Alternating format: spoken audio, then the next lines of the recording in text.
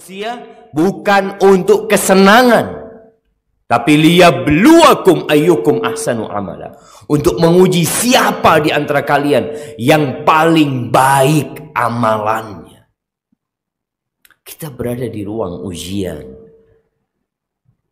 Apa yang terjadi tatkala kita masuk ruang ujian?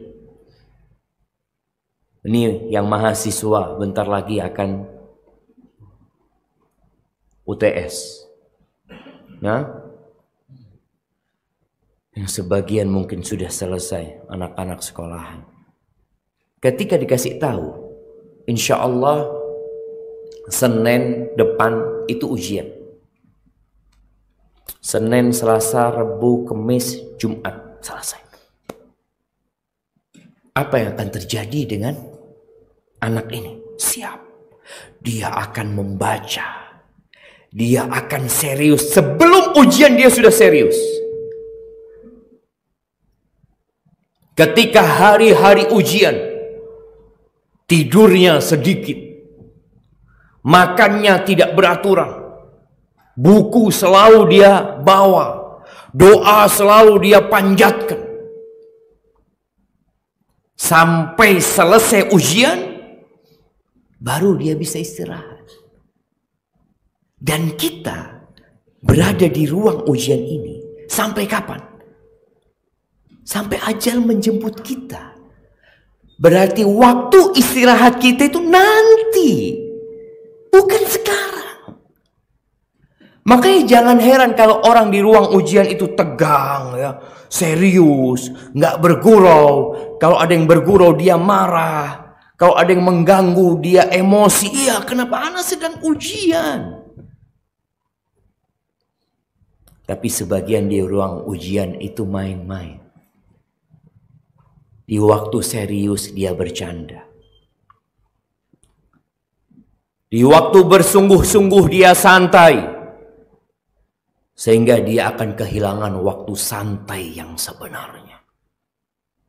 Yang namanya di ruang ujian ya harus siap. Allah Azza wa Jalla berfirman di surat Al-Anbiya ayat 35. Kullu nafsin dha'iqatul maut.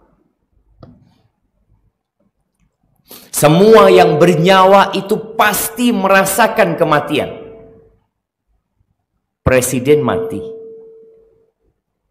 Rakyat jelata pun mati.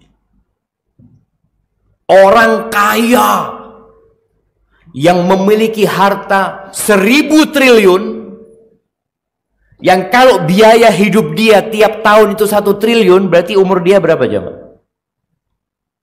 Dia punya 1.000 triliun. Kalau 1 tahun dia butuh 1 triliun biaya hidupnya, uang dia cukup untuk berapa tahun? 1.000 tahun. Iya.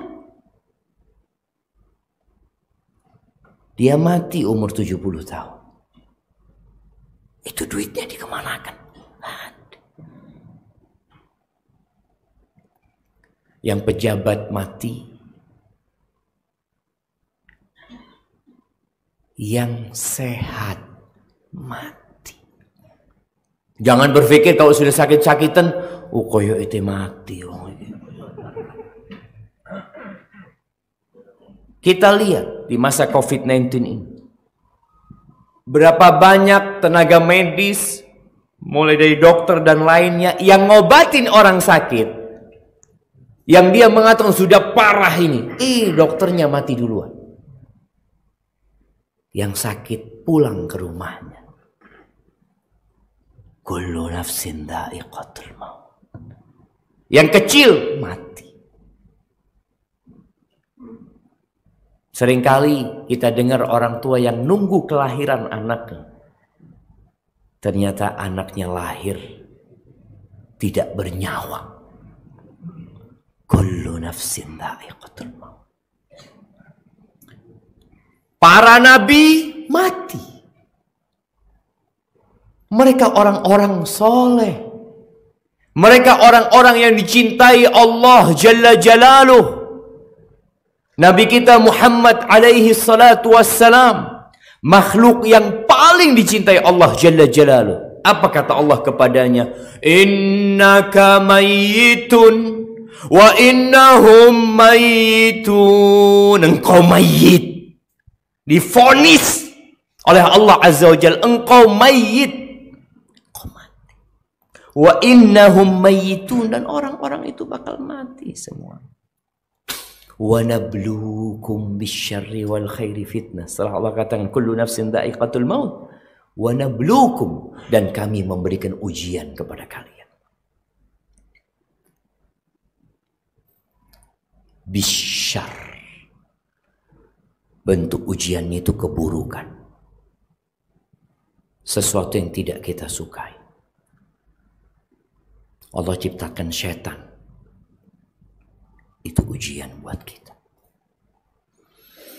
Allah ciptakan berbagai macam kesenangan di dunia ini yang juga ujian.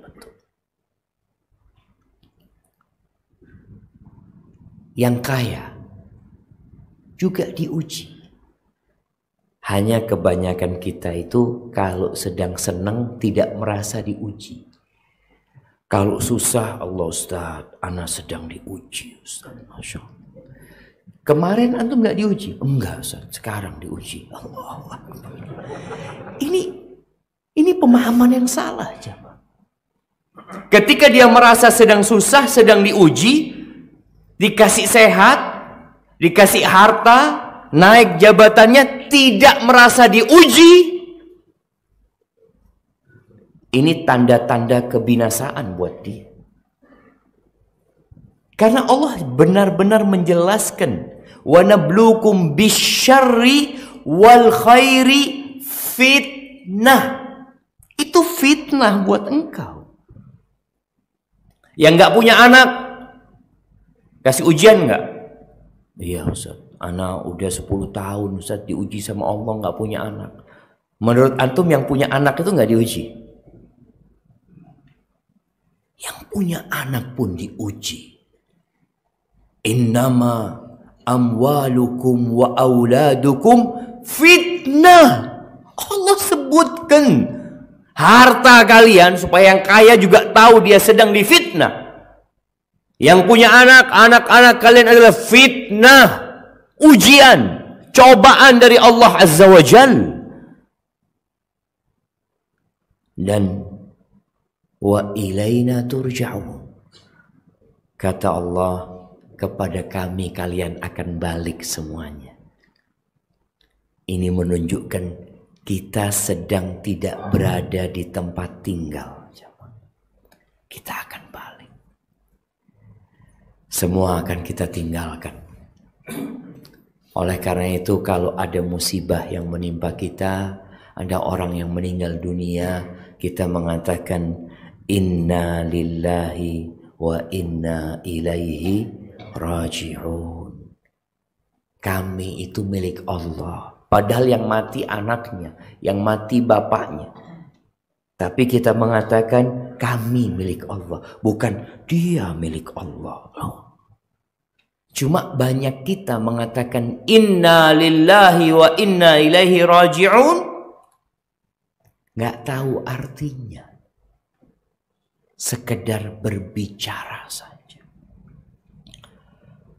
Jemaah rahimakumullah, kalau berbicara hikmah dari musibah yang menimpa kita, baik secara personal atau keluarga, atau bencana alam yang menimpa banyak manusia, apa hikmahnya? Banyak. Bahkan kalau bicara hikmah, kita ini hanya menyebutkan beberapa. Kalaupun ada ulama yang berusaha untuk mengumpulkan, itu hanya beberapa. Karena hikmah Allah tidak bertepian. Sebagaimana rahmatnya meliputi segala sesuatu. Tak bertepian. Jadi kita hanya menyebutkan ini diantaranya, ini 1, 2, 3. Tapi sebelumnya nah izin minum dulu jemaah. Bismillah.